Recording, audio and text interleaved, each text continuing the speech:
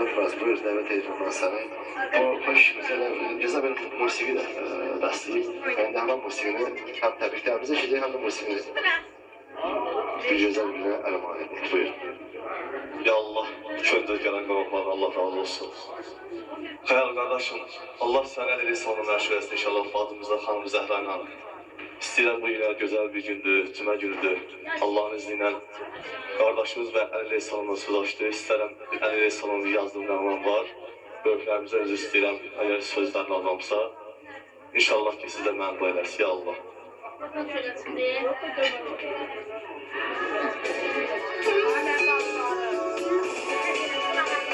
Sen ümmetin igid pəhləvanısan. Sen İslam'ın ürəyisən ya Ali. Peyğəmbəri tək qoymadın heç zaman. Muhammedin gələysən ya Ali. Muhammedin gələysən ya Ali.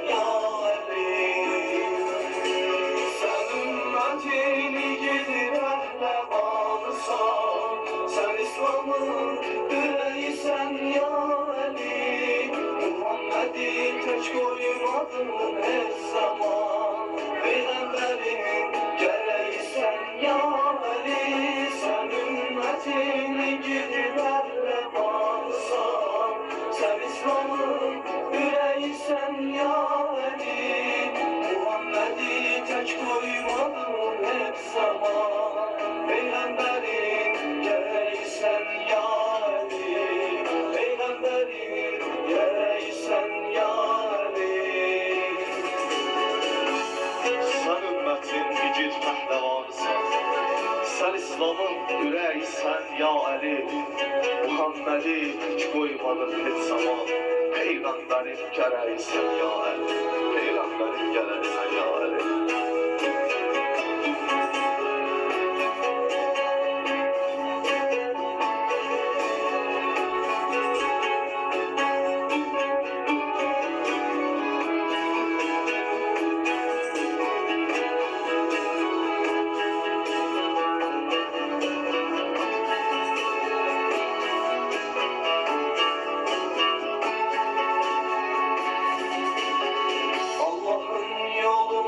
Keçti hayatım, seni üstün etti meneviyatım.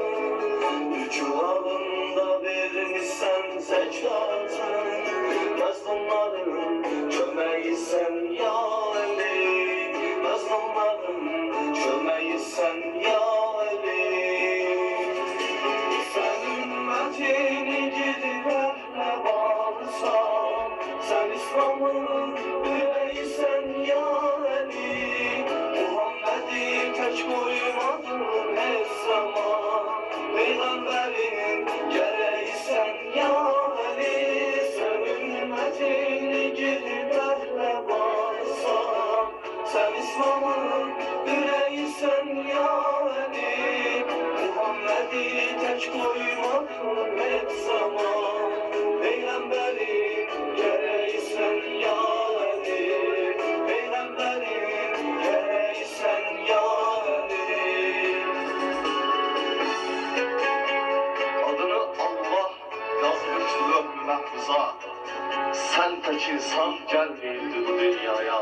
Sana yalvardı Fatime olsun inşallah. Hamd verəm Allah izzətinə ki, səni və sənin əhl-i beyt ailəsinə birlik eləsin inşallah. Qovuştursun sizləri. Hamd verəm Allah'ın izzətinə, sizləri inşallah meyvan eləsin.